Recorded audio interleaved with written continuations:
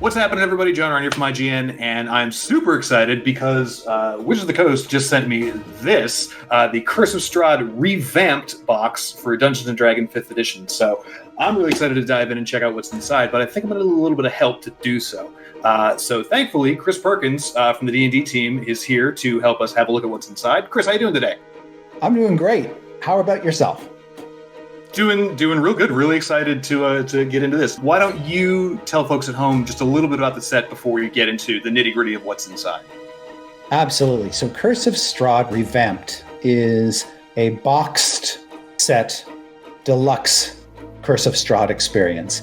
Just in general, we don't do a tremendous number of box sets, and we don't always have the luxury of time or money to kind of really test ourselves. We thought of, okay, let's make this box coffin shaped. Oh, that's a big challenge for a number of reasons. You think that, we're just taking something that exists, we're putting it in a fancy package and whoop, it's done. But actually, so much thought and so many people were involved in the concepting of the packaging and the design and the cards and the card box and the DM screen and everything that it was actually a very time-consuming but fun process.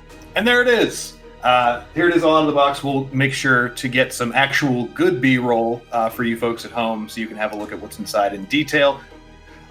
Chris, let's go through and see what's actually in here, shall we? So if you're familiar with Curse of Strahd, it is an adventure that we released in 2016 that kind of leans heavily into gothic horror and features the villain vampire Strahd von Zarovich.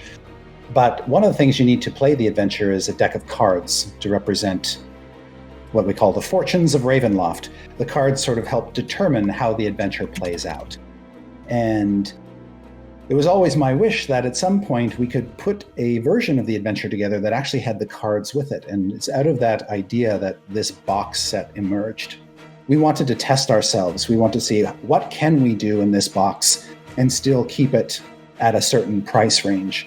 And the foil stamping on the cards was one thing that we didn't really want to lose, mostly because the cards are going to get a lot of play and a lot of use, and the players are going to see them a lot.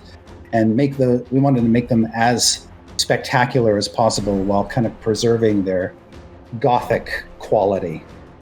But the packaging on this is really, really nice. It just like the assembling of it, I know it's a very minor thing, but I really appreciate when a box is well organized, when you've got little drawstrings to pull out and you don't have to dig your hands in.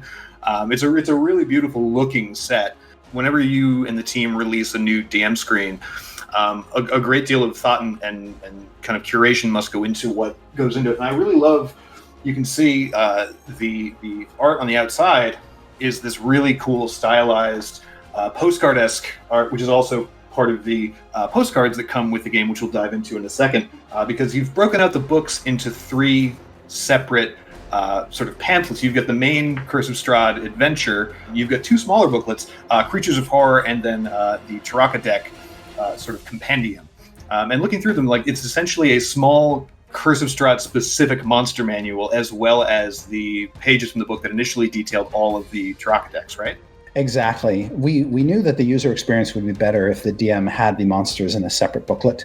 That way there's less page flipping that has to go on. The DM can just have the encounter open and also have the monster stat block right there when they need it for the new monsters that appear in the adventure. So that was just a user experience upgrade that we really kind of glommed onto. And then putting the Taraka deck information in one booklet also seemed handy too, just so the DM just has that separately. It also comes with a few handouts, which I personally like. I love giving my players, when we were able to gather physically around a table, I really enjoy giving them specific items. These come with several letters, journal entries. Those handouts originally appeared in Curse of Strahd, the adventure. But of course, in the original adventure, everything's bound up in a book, so you can't really tear them out. You can't tear pages out of your adventure book.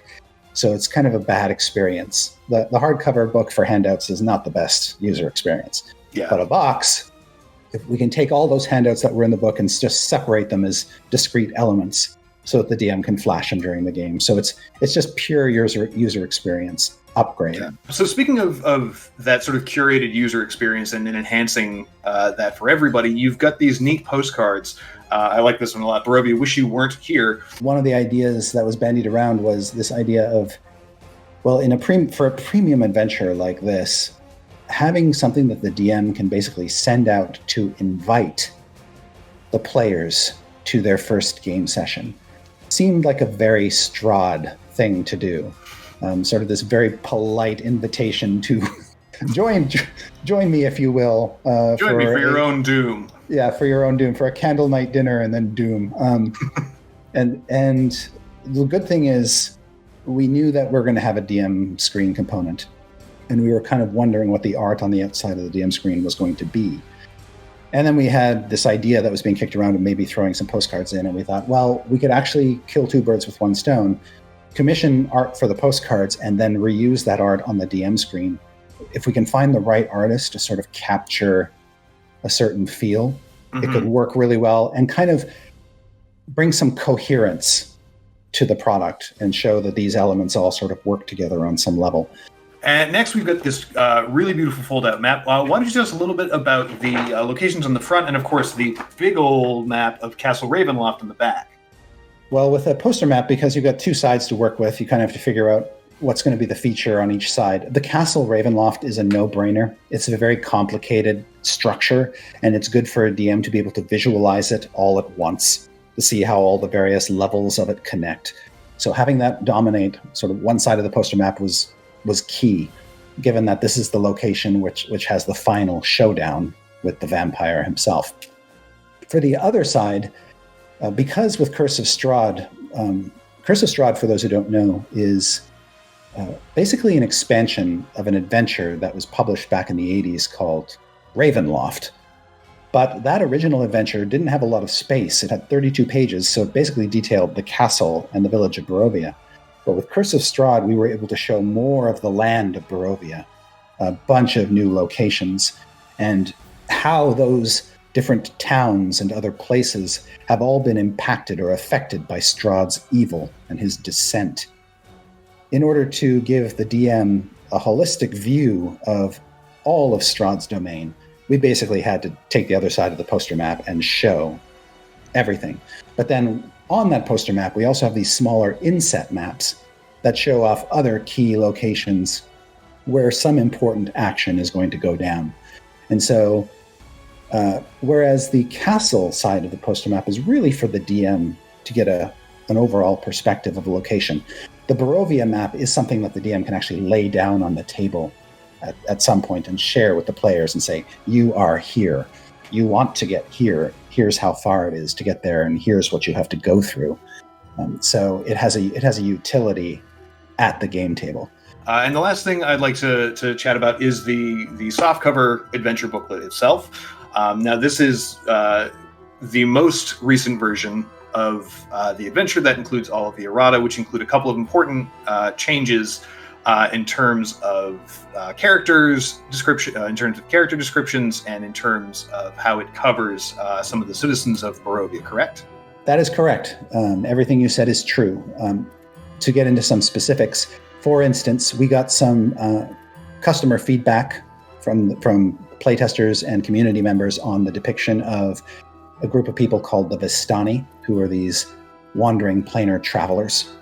And so we changed certain sections of the adventure to make sure that the depiction of them was handled better.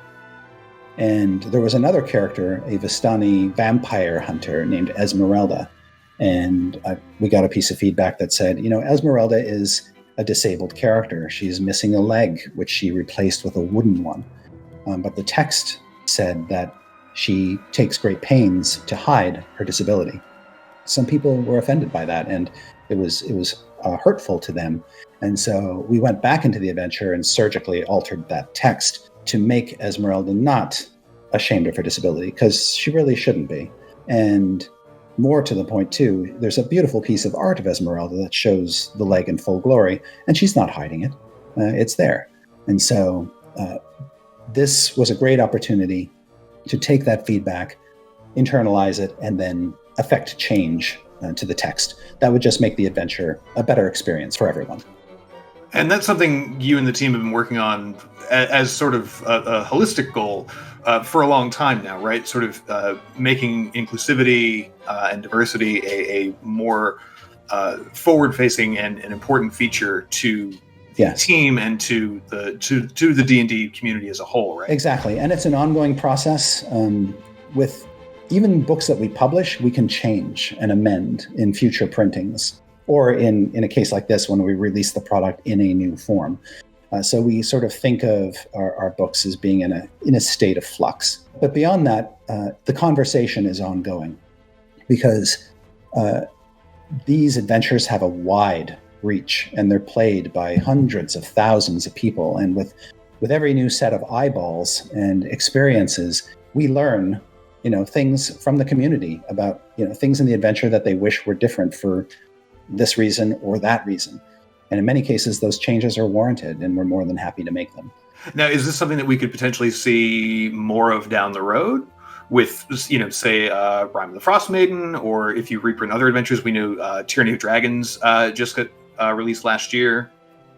Yeah, I think we are open-minded in that regard. So Curse of Strahd is an experiment for us. We don't normally do this kind of premium box.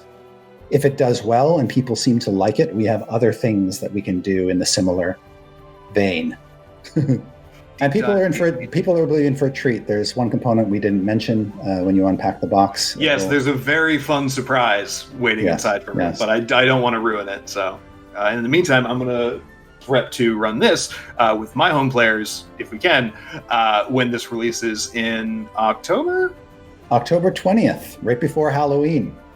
Excellent. So October 20th, the box retails for $99.99. Chris, thank you so much for taking me through some of the design processes on this and for going in depth in this look with me. Absolutely. My pleasure.